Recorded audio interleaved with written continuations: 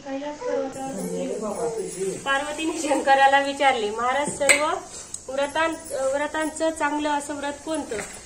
श्रम थोडे आणि फळ पुष्कळ असं एखादं व्रत असेल तर मला सांगा, आणि मी कोणत्या पुण्याईने आपल्या पदरी पडले ही मला सांगा. तेव्हा शंकर म्हणाले, जसा नक्षत्रात चंद्र श्रेष्ठ, ग्रहात सूर्य श्रेष्ठ, 4 वर्णात ब्राह्मण श्रेष्ठ, देवात विष्णू श्रेष्ठ, नद्यात गंगा श्रेष्ठ, त्याप्रमाणे हरतालिका हे व्रत सर्वात श्रेष्ठ आहे. ते तुला सांगतो. तेच तू पूर्वजन्मी हिमालय पर्वतावर केलंस आणि त्याच पुण्याईनं तू मला प्राप्त झालीस. ते ऐक. हे व्रत भाद्रपद महिन्यातल्या पहिल्या तृतीयेला करावं. ते पूर्वी तू कसं केलंस ते मी तुला आता सांगतो. तू लहानपणी मी तुला प्राप्त व्हावं म्हणून मोठं तप केलंस. 64 वर्ष तर झाडाची पिकलेली पानं खाऊन होतीस. तेव्हा तेच थंडी, पाऊस, ऊन ही तिन्ही दुःख सहन केली.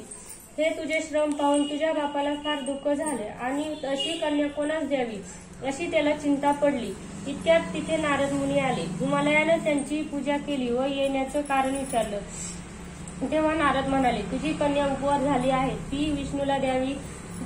तो तिच्या योग्य नवरा आहे. त्यांनीच मला तुझ्याकडे मागणी करण्यास पाठवलं आहे, म्हणून इथं मी आलो आहे. हिमालयाला मोठा आनंद झाला. त्याने ही गोष्ट कबूल केली. नंतर नारद तेथून निघून विष्णूकडे आले. त्यांना ही हकीकत कळविली व आपण निघून दुसरीकडे गेली. नारद गेल्यावर तुझ्या बापाने ती गोष्ट तुला सांगितली. ती गोष्ट तुला रुचली नाही, तू रागावलीस असं म्हणून तुझ्या सखीने रागवण्याचं कारण विचारलं. तेव्हा तू सांगितलं, महादेव वाचून मला दुसरा पती कन्ये नाही असा माझा निश्चय आहे. असं असून माझ्या बापाने मला विष्णूला देण्याचं कबूल केलं आहे. याला काय उपाय करावा? मग तुला तुझ्या सखीने एक घोर अरण्यात नेलं. तिथं गेल्यावर एक नदी दृष्टीस पडली. जवळच एक गुहा आढळली. तिथे त्या गुहेत जाऊन तू उपास केलास. तिथं माझं लिंग पार्वतीसह स्थापलंस. त्याची पूजा केलीस. तो दिवस भाद्रपद शुद्ध तृतीयेचा होता. रात्री जागरण केलं. त्या पुण्यानं इथलं माझं आसन हल्लं. नंतर मी तिथं आलो. तुला दर्शन दिलं आणि वर मागण्यास सांगितलं. तू म्हणालीस, तुम्ही माझे पती व्हावं याशिवाय दुसरी इच्छा नाही. नंतर ती गोष्ट मी मान्य केली व गुप्त झालो. पुढे दुसऱ्या दिवशी ती व्रतपूजा तू विसर्जन केलीस. मैत्रिणीसह त्याचं पारणं केलंस. इतक्यात तुझा बाप तिथं आला. त्यानं तुला इकडे पळून येण्याचं कारण विचारलं. मग तू सर्व घडलेली हकीकत त्यांना सांगितलीस. पुढे त्यानं तुला मलाच देण्याचं वचन दिलं व तुला घेऊन तो घरी गेला. मग काही दिवसांनी चांगला मुहूर्त पाहून त्याने मला अर्पण केली. अशी या व्रताची तुझी इच्छा पूर्ण झाली. याला हरतालिका व्रत असं म्हणतात. याचा विधी असा आहे, ज्या ठिकाणी हे व्रत करायचं असेल त्या ठिकाणी तोरण बांधावं, केळीचे खांब लावून ते स्थळ सुघोषित करावं.